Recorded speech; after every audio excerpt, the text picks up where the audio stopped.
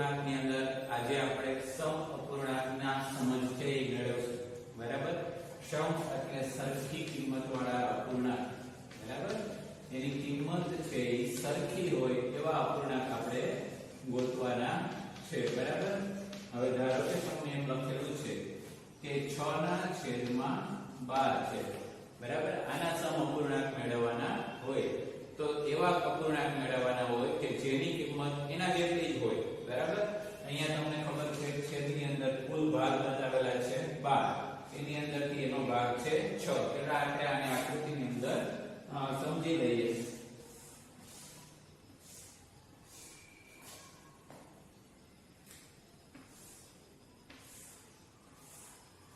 આવા 12 ભાગ મેં એની અંદર દોરેલા છે.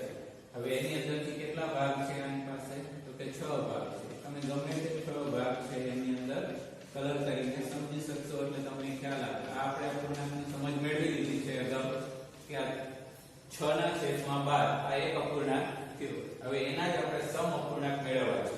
તો એના માટે બે રીતે થઈ શકે. કાં ઉપર અંશ અને છેદને કોઈ સરખી રકમ વડે ગુણી નાખો અથવા કોઈ સરખી રકમ વડે ભાગી નાખો.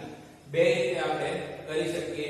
તો એની અંદર પહેલા આપણે ભાગાકાર શીખીએ. તો 6 અને 12 બંને જે ઘડિયાની અંદર આવતા હોય એવી તમારે સમજ મેળવવી પડે. તો 2 ની અંદર 2 ના ઘડિયાની અંદર 6 આવશે અને 12 આવશે.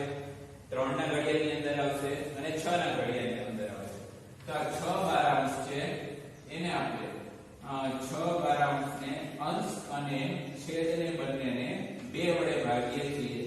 એટલે તમે રફની અંદર તમે શીખી શકશો કે 6/2 કરીએ એટલે 2 તેરી 6 થશે, 0 થશે. આ 3 છે એ 6 ની જગ્યાએ લખી શકાય. 12/2 કરવાના છે તો 2 6 12 થશે. તો કેટલા આવ્યા જવાબમાં? 6 આવ્યા. બરાબર? તો આપણે સૌપ્રથમ 2 વડે ભાગ્યા છે. તો આ એના સમ અપૂર્ણાંક થાય. એની કિંમતમાં કોઈ ફેર પડતો નથી. બરાબર છે? આ એક જ સરખી કિંમત એની આના જેટલી જ રહે છે. બરાબર? હવે ધારો કે આ જ લંબચોરસ છે એની અંદર હું 6 ભાગ કરી નાખું છું. બરાબર? એટલે ધારો કે હું એ ભાગને કેવા કરી નાખું છું? મોટા કરી નાખું છું. એક સમજાવી દઈશ તમને. તો આની પહેલાની આકૃતિ હતી એની અંદર આપણે અડધી આકૃતિ રચાયેલી હતી. હવે આ જ આકૃતિ તમને સમજણ પડે એટલા માટે આની અંદરથી કુલ ભાગ આપણે 6 કર્યા છે. 3 ભાગની અંદર મારે કલર કરવો છે એટલે કે અડધા ભાગની અંદર મારે કલર કરવો છે. બરાબર? તો એની કિંમતની અંદર કોઈ જાતનો ફેર પડતો નથી. હજી આ 3 સદસ્યમાંશ છે એ 6/12 ના સમઅપૂર્ણાંક કહેવામાં આવે. હજી આપણે એકાદ ઉદાહરણ લઈએ કે 6/12 છે. ઉપર નીચે આપણે 6 વડે ભાગીએ છીએ. બરાબર?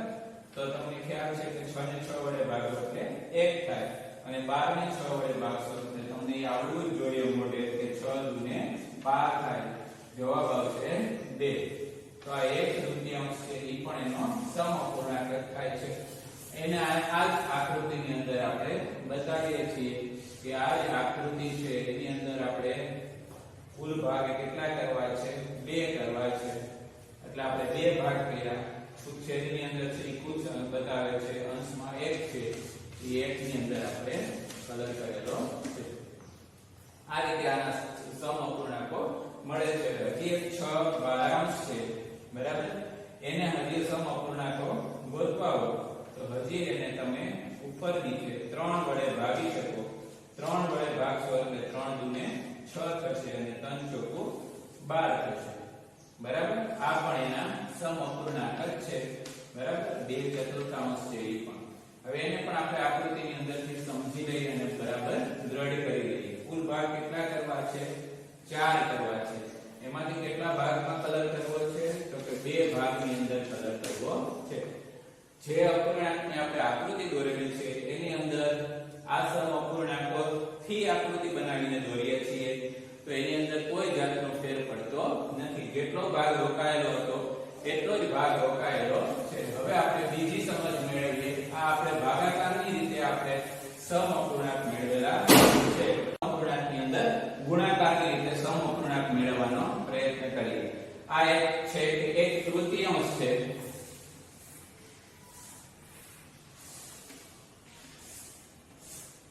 આ રીતની એની આકૃતિ થશે. કુલ ભાગ 3 છે, એક ભાગની અંદર કલર કરેલો છે. બરાબર, આ એક આકૃતિ તમે સમજી લેજો. એને આપણે સમઅપૂર્ણાંકો શોધવા છે. હવે આપણે ગુણાકાર કરીએ છીએ, ઉપર નીચે બે વડે ગુણાકાર કરીએ છીએ. તો 1 નો ગુણાકાર 2 આરે કરો એટલે 2 થાય, 3 નો ગુણાકાર 2 આરે કરો એટલે 6 થાય. તો આપણે કુલ ભાગ કેટલા કરવા જોશે?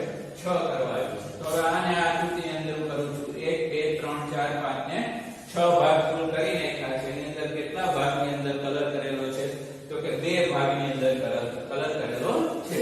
એટલે એનાથી તમને ખ્યાલ આવશે કે કોઈ આકૃતિની અંદર જ્યારે એના સમઅપૂર્ણાંકો શોધો છો તો પણ એની અંદર જેટલો ભાગ કલર રોકે છે એની અંદર કંઈ ફેર પડતો નથી. હવે એક તૃતીયાંશ છે, એને આપણે ધારો કે 4 વડે ગુણીએ છીએ. તો આ 2 ષષ્ઠમાંશ છે, એ એના સમઅપૂર્ણાંક કહેવાય. અપૂર્ણાંકની અંદર ફરીથી કહું છું કે છેદ છે એ કુલ ભાગ બતાવે છે, અંશ છે એ આકૃતિ કેટલો ભાગ રોકે છે એ બતાવે છે. અપૂર્ણાંક એટલે અધૂરી સંખ્યા છે કે જે 1 કરતા નાની હોય છે. બરાબર. બીજી વસ્તુ સમ એટલે સરખી કિંમત વાળા અપૂર્ણાંક, સરખા અપૂર્ણાંક જેની કિંમત હંમેશા સરખી હોય, એની કિંમતમાં કઈ ફેર પડતો નથી.